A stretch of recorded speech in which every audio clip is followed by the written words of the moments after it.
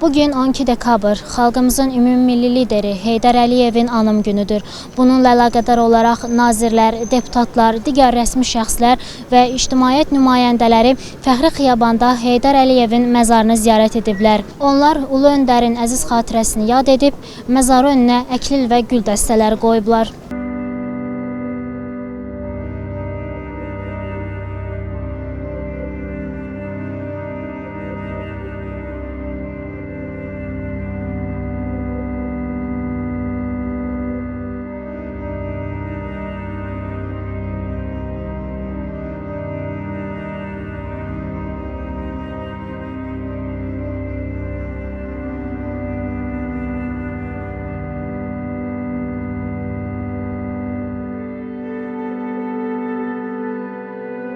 Bugün Ulu Öndər Heydər Əliyevin anım günüdür. Biz Ulu Öndər Heydər Əliyevi çox böyük sevgi ilə, məhəbbətlə anırıq. Heydər Əliyev Azərbaycan jurnalistlərinin dostu idi. Dəfələrlə Azərbaycan jurnalistləri səs vermə yolu ilə onun özünün dostu seçmişdi və onun hakimiyyət dövrü, media ilə münasibətlər, jurnalistlərlə davranış bir nümunə idi. Biz onun çıxışlarını xatırlayırıq. Heydər Əliyevin çıxışları çox dolğun, məzmunlu, əhatəli olurdu. Tarixi çıxışları idi. Azərbaycan dövlətinin tarixi bir mərhələsində dövlətimizi xilas etdi, dövlətimizə rəhbərlik etdi və bugünkü uğurlarımızın əsasında da Heydər Əliyevin siyasəti dayanır. Onun xatirəsini anmaq bizim mənəvi borcumuzdur. Biz bu işi həmişə yerinə yetirəcəyik.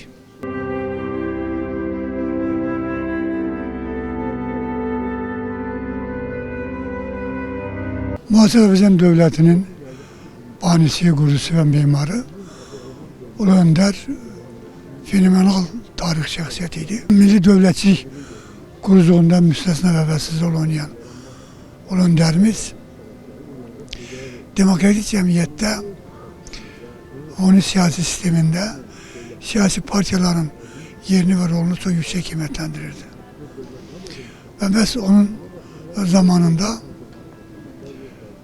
ən müxtəlif baxışlar sistemini özündə ifadə edən partiyaların inkişafında çox maraqlıydı. Baxmayaraq ki, o partiyaların içərisində avantüristlər var idi, təxribatçılar var idi.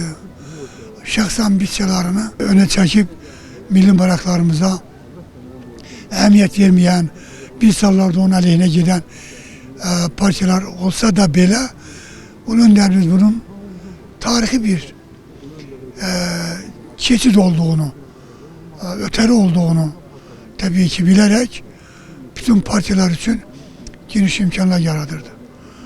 Və onun zamanında həqiqətən siyasi partiyalar özünün ciddi bir inkişaf mərhələsinə qədəm qoydu. Xatırlayıram, bizlə dəfələrlə görüşündə şəxsən partiyanın daha da güclənməsini, Azərbaycan dövlətçiliyinə, xalqımıza, vətənə sədaqətlə xidmət etməyi tövsiyə edirdi. Və söylüyordu ki, Azərbaycanın gələcəyi heç şübhəsiz ki, siyasi partiyaların oynamış olduğu ciddi roldan xeyli asılı olacaqdır.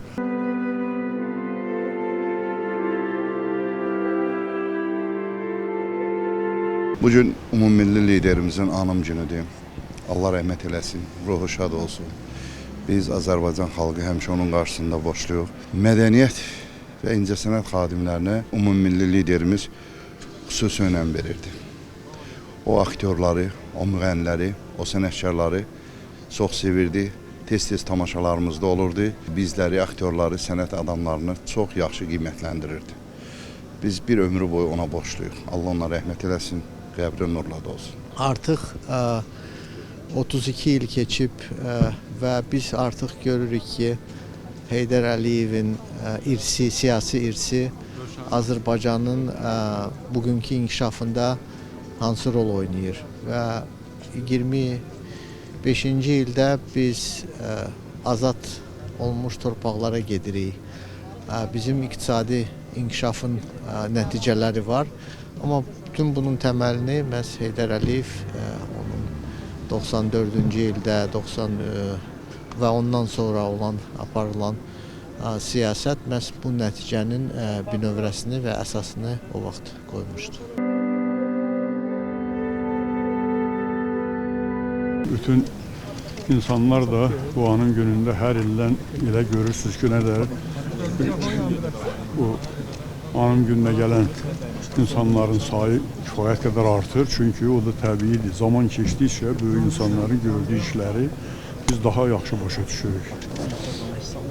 Mənim üçün şəxsən Azərbaycanın indiki mövcudluğu birbaşa Heydər Əliyevin adından bağlıdır. Çünki mən o tarixə baxanda Sovet hökumətinin dağılmaq devri mən hesab edirəm ki, şəxsi fikrim budur ki, Azərbaycana başqa bir ssenari yazılmışdı ki, bu baş tutmamış bir ölkə olsun və bütün addımlar da mərkəzdən idarə olunmaqla o istiqamət aparılır. Amma o, necə deyərlər, bir xalqın tarixinə müstəqillik, dövlət olmaq müəyyən adlar yazılıbsa, onun o həyata keçirən o xalqın nümayəndəsini də hansısa gözə görünməz qüvvə özü yetişdirir. Yəni Heydər Əliyev faktoru məhz o bütün, indi biz onun tam məsuliyyətlə deyə bilərik ki, o ciddi şəkildə dünyanı idarə edən qüvvələr tərəfindən yazılmış ssenarini pozdu. Yəni Heydər Əliyev qüdrətli insan olmaq lazımdır ki, onu poza biləsən. O da Azərbaycan xalqının görünür taleyi elə yazılıbdır ki, onun elə böyük oğlu olacaq və onun müstəqil devlətini heç kim dağıda bilməyəcək.